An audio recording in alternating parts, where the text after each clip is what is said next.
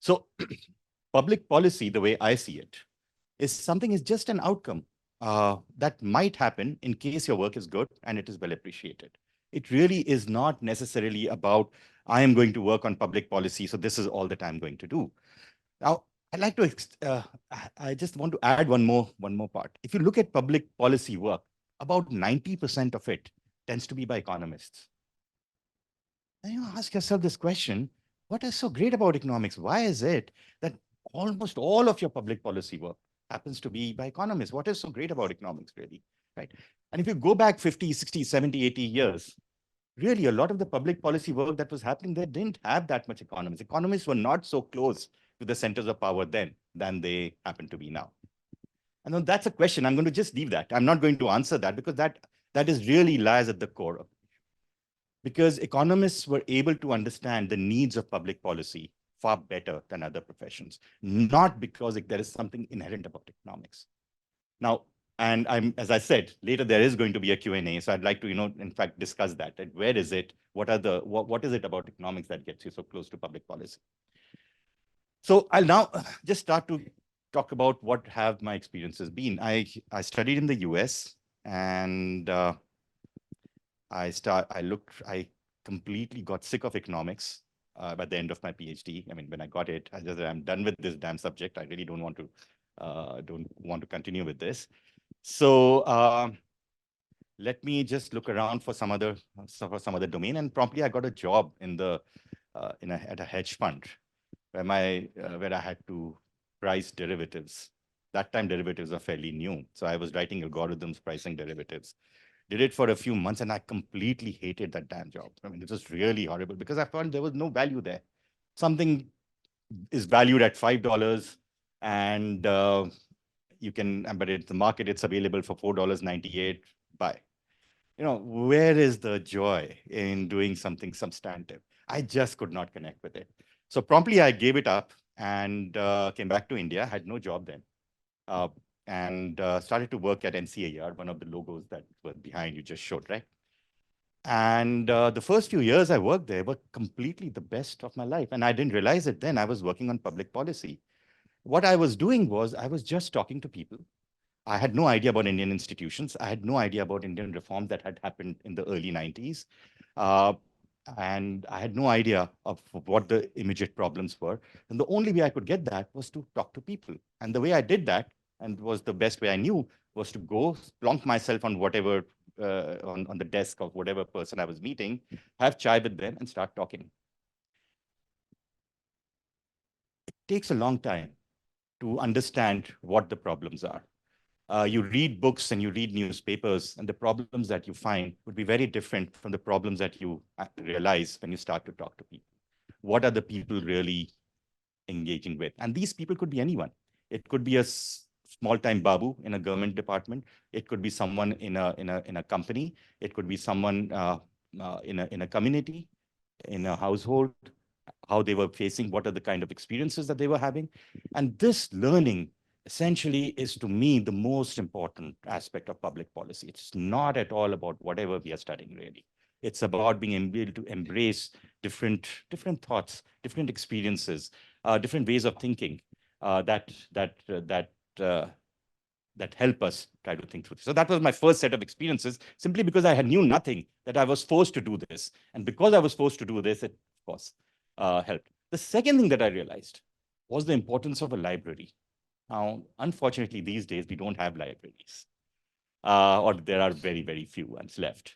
So I used to go around looking at reports, studies, etc. I would go to a library, try and look at books, reports, etc. And then I would find that there was so much of knowledge, there was so much of analysis that had already been done, that what would I bring to the table which was new?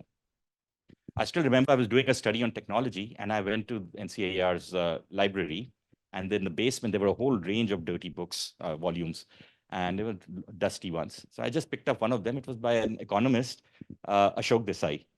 Has Ashok Desai ever come here? No, you're not yet. You should call it.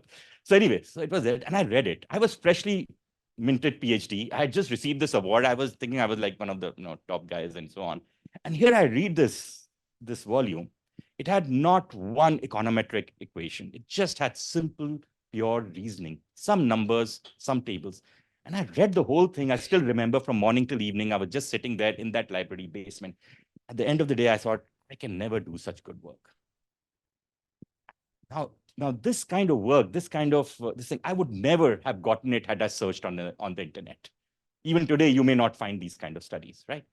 Because there is something about a library where you find things which you never know are important. But unfortunately, that seems to be going down. But I still say that if you can spend some time in a library, that's the second set of experiences that I had, was just to read all kinds of strange things. The third one that happened was I got bored very easily. So whenever I would work on one area after a year or two, I said, well, I'm done with this. What else is there really? So I would end up switching. So I started working on industry, public sector reform. Then I moved to technology. Then I moved to human development. Then I moved towards health. I have worked on every single domain there is. I've worked on urban reforms and so on and so forth. Now, and that was another discovery, that once you work in one area, the learnings in there actually help you a lot in some other domain. But in this day and age of specialization, you'll find very few people who are actually working across. Okay. I'm not saying you should do that. It's to each his own, right? You can, I mean, if you want to specialize, that's fine. But what I'm talking about is just my set of experiences that, working in different domains actually helped me quite a bit, and it still does.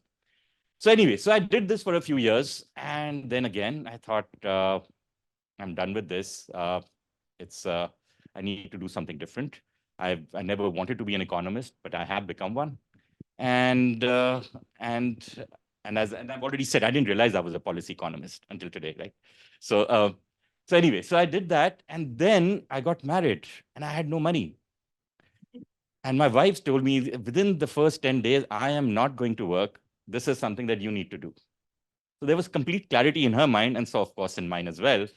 So unfortunately, in those days, you couldn't really have a great life with what you earned at what I was at that time.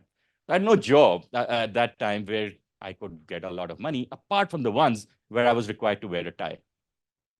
That was the financial sector.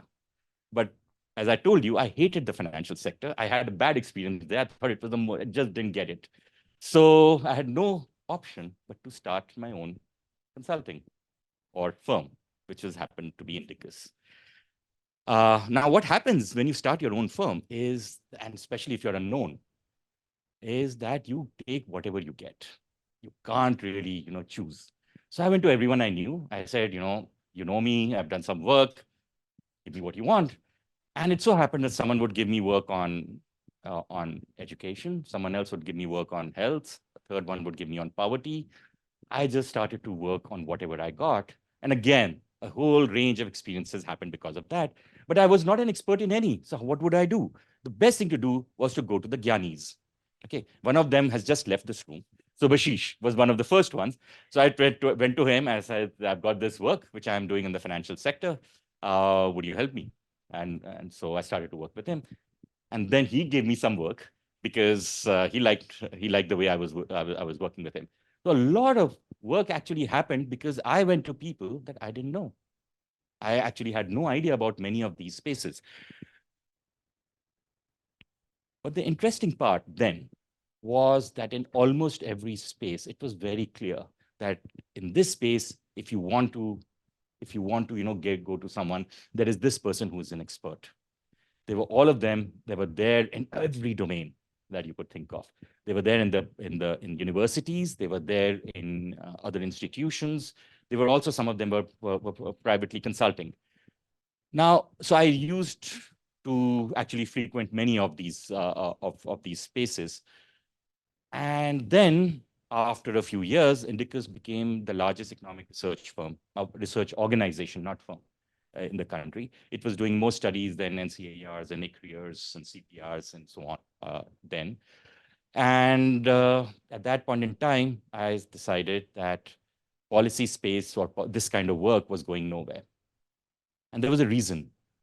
The reason was our success. We became so popular that large companies, especially the very well-known consulting firms, would come in and hire whole teams away from us.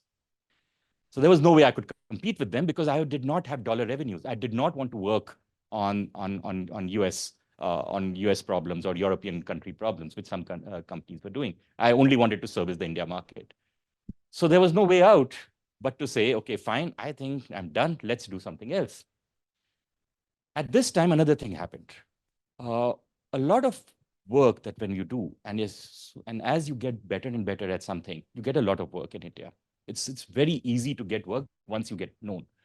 But what happens is at that point in time, your ability to be in touch with the field reduces because you're all the time servicing the needs of the people who are coming to you, right? So I was feeling very, how do I put it, uncomfortable that here I was doing all of this work, but I was really didn't have a grip on the people. What did they want? I mean, where was this coming from? The second thing which I was very uncomfortable with was I was very uncomfortable with the economic with the way of looking at problems that we were at that point in time facing. A lot of the discussions at that point in time happened to be between more government or less government.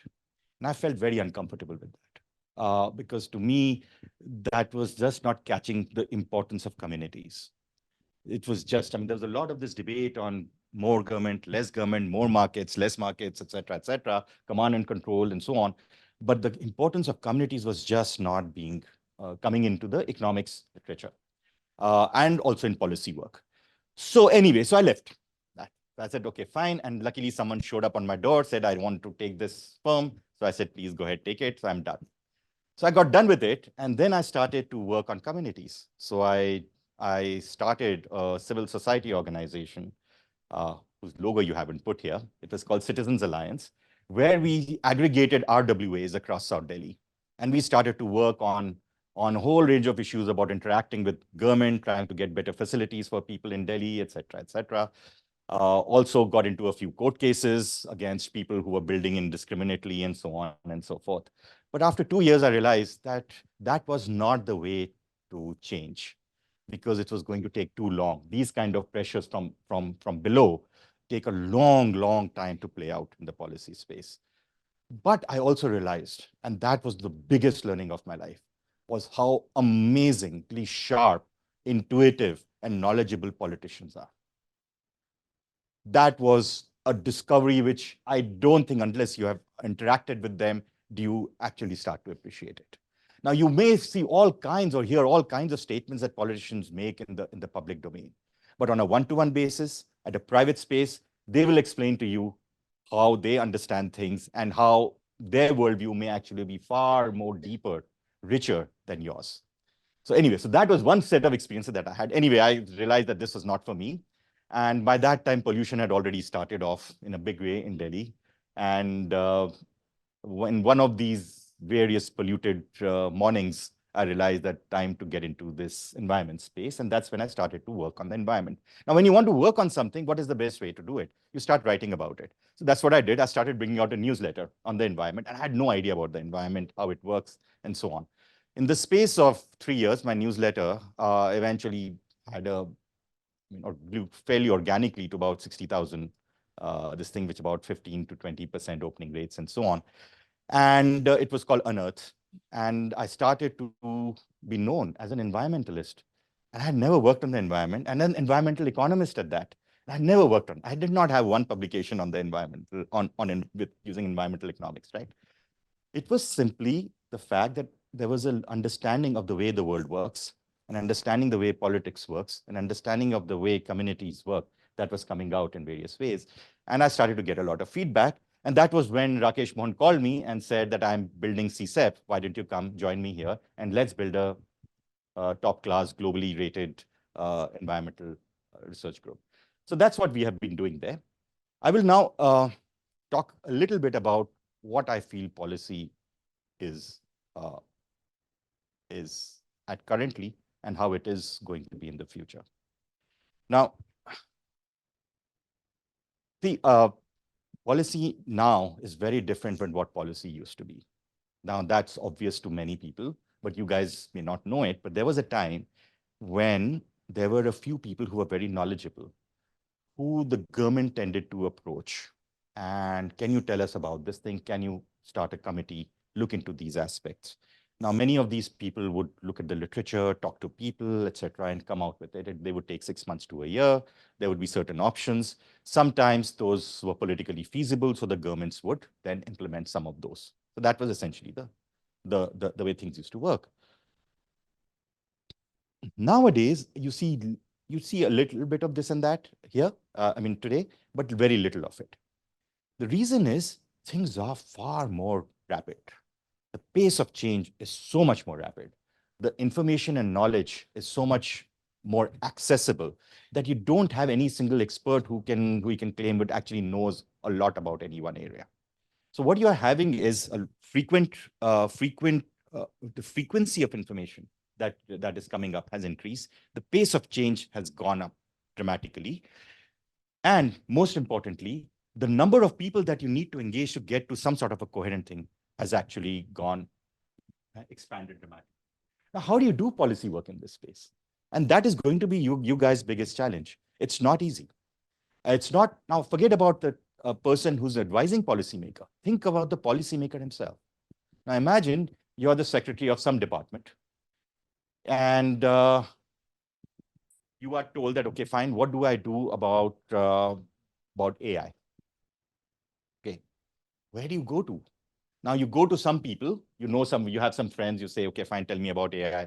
You go to some university departments, you say, just tell me about it, what should we do, etc. And soon enough, you ask AI itself, okay, what should I do about this problem? And soon you have 100 different inputs. Okay, now the problem that you will face is, which of these 100 inputs, how do you have to do that? You still have to go to someone, but who's that one person? Okay, so there is so much of information that the biggest challenge of policy making today is going to be, how do you cull out? Because the experts themselves are not really experts anymore. Okay, and AI is, by the way, just one area. In the environment, it is far more. Okay, expertise itself is limited. Information is highly limited. Okay?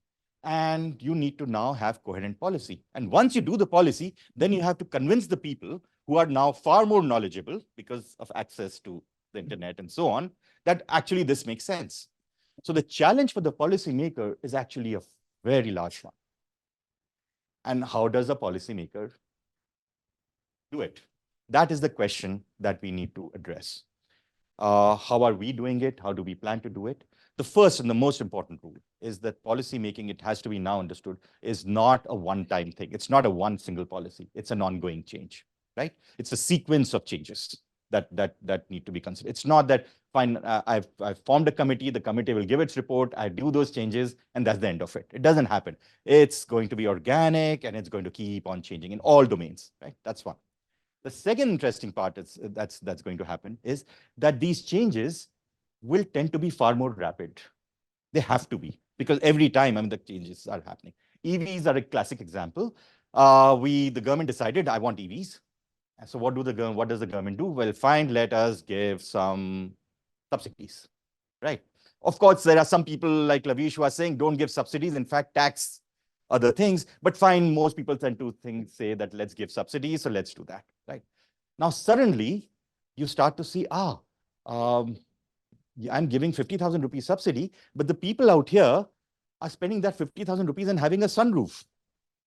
So they are spending 50,000 rupees on something which is completely not required. But here you're having 50,000 rupees, you're taking the public's money for a subsidy on EV. Why do you do that? Okay. Now, all of this information is now coming up on a weekly basis, okay, perhaps a daily basis. So you need to keep on tweaking policies.